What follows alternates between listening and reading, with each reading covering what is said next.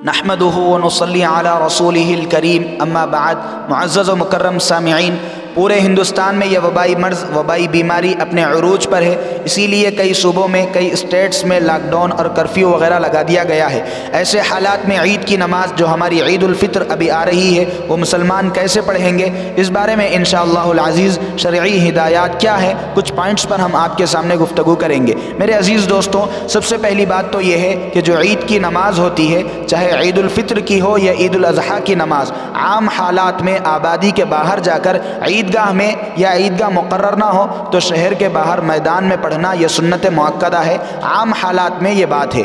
मेरे अज़ीज़ दोस्तों, जनाब रसूलुल्लाह सल्लल्लाहु अलैहि वसल्लम का भी यही मामूल था कि आप अलैहिस्सलातु वस्सलाम ईद की नमाज शहर के बाहर जाकर एहतमाम से अदा फरमाते थे।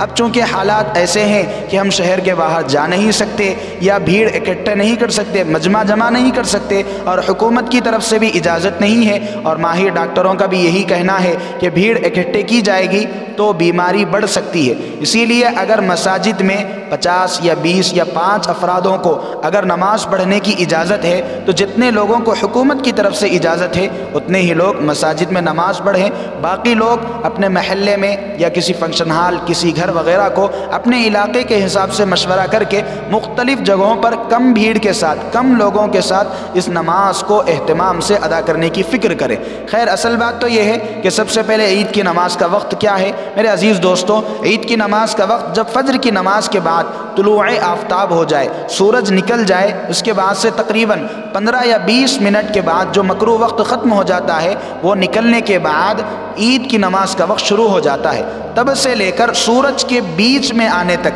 11:30-12 बजे तक, सूरज के ज़वाल तक, ये जो 5 से 6 घंटे होते हैं, इस वक्त में आप जब चाहें अपनी सहूलत के हिसाब से ईद की नमाज पढ़ सकते हैं। बस इतना है कि ईद उल फित्र की नमाज कुछ ताख़ीर से पढ़ी जाए और ईद उल अज़हा की नमाज को जल्दी पढ़ना बेहतर है। लेकिन अगर हालात सही ना हो, हालात की वजह से कोई जल्द ही पढ़ ले, हालात की वजह से कोई इशराक़ के वक्त में ही ईद की नमाज पढ़ ले, तो कोई हर्ज नहीं, कोई मुज़ायक़ा नहीं। ये वक्त का मसला हुआ है। अब ईद की नमाज में अज़ान और इक़ामत नहीं होगी, ना अज़ान देना है ना ही इक़ामत देना है। अज़ान और इक़ामत के बगैर ही ईद की नमाज अदा की जाएगी।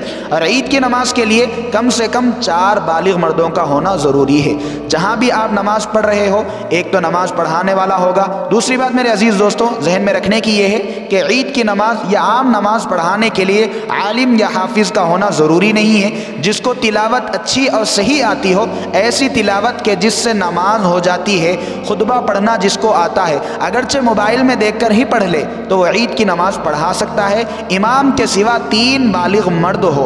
अगर 3 बालिग़ मर्द नहीं है तो वो कहीं दूसरी जगह जाकर मिल जाए, वहाँ जाकर अपनी नमाज अदा कर ले। अगर ऐसा हुआ कि हर जगह जमात की नमाज हो गई, अब सिर्फ 2 या 3 अफराद बालिग़ मर्द नमाज पढ़ने से बच गए, तो वो लोग इनफरादी तौर पर अलग अलग तन्हा अपनी इशराक़ या चाश की 2 या 4 रकात नमाज अदा कर ले। मेरे अज़ीज़ दोस्तों, ये तो नमाज के मुतालिक चंद ज़रूरी बातें थी। अब नमाज का तरीक़ा है। नमाज का तरीक़ा तो ये है कि सबसे पहले इमाम साहब का मुसल्ला हो, मुसल्ले के बाजू में इमाम साहब के लिए एक स्टूल टेबल वगैरह रख दिया जाए मिंबर के कायम मकाम, ताकि नमाज के बाद उस पर आसानी से खुतबा दे सके। अब इमाम साहब दिल में ये नीयत कर ले, नीयत दिल के इरादे का नाम है। और अगर कोई शख्स दिल में ये इरादा किया कि 2 रकात वाजिब नमाज 6 ज़ायद वाजिब तकबीरात के साथ मैं पढ़ा रहा हूँ, तब भी उसकी नीयत अदा हो जाएगी। अगर ज़ुबान से कह ले तो बहुत बेहतर है। इमाम साहब दिल में ये नीयत कर ले कि ईद की 2 रकात वाजिब नमाज 6 ज़ायद वाजिब तकबीरात के साथ पढ़ा रहा हूँ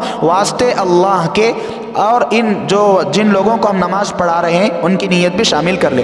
इसके बाद हाथों को कानों तक उठाए, कानों के बराबर उठाए, और तकबीर तहरीमा कहते हुए हाथ नाफ के नीचे बांध ले। तकबीर तहरीमा कहकर हाथ बांध लेने के बाद सना सुबहानक अल्लाहुम्मा, यानी सना ना पढ़े, सिर्फ सुबहानक अल्लाहुम्मा वाली दुआ मुकम्मल पढ़ ले। इसके बाद दूसरी तकबीर यानी 3 वाजिब तकबीरात इस तरह कहें कि पहली तकबीर अल्लाहु अकबर कहते हुए कानों के बराबर हाथ उठाए और छोड़ दे। दूसरी तकबीर में भी अल्लाहु अकबर कहते हुए कानों तक हाथ उठाए और छोड़ दे। तीसरी तकबीर अल्लाहु अकबर कहते हुए कानों के बराबर हाथ उठाए और बांध ले। इसके बाद तावुज़ यानी अऊज़ु बिल्लाह बिस्मिल्लाह पढ़े। اور سورت فاتحہ اور کوئی سورت اس کے ساتھ ملا لے۔ اس کے بعد حسب معمول رکوع سجدہ وغیرہ تمام تسبیحات یا 3 یا 5 مرتبہ اطمینان سے پڑھ لے، تاکہ تمام مقتدی کم از کم 3 مرتبہ تسبیحات پڑھ سکے۔ اسی طرح میرے عزیز دوستوں ایک رکعت مکمل ہو چکی، اب دوسری رکعت میں کھڑے ہونے کے بعد سب سے پہلے تعوذ و تسمیہ یعنی اعوذ باللہ بسم اللہ پڑھے، اس کے بعد سورہ فاتحہ یا کوئی اور سورت اس کے ساتھ ملا لے۔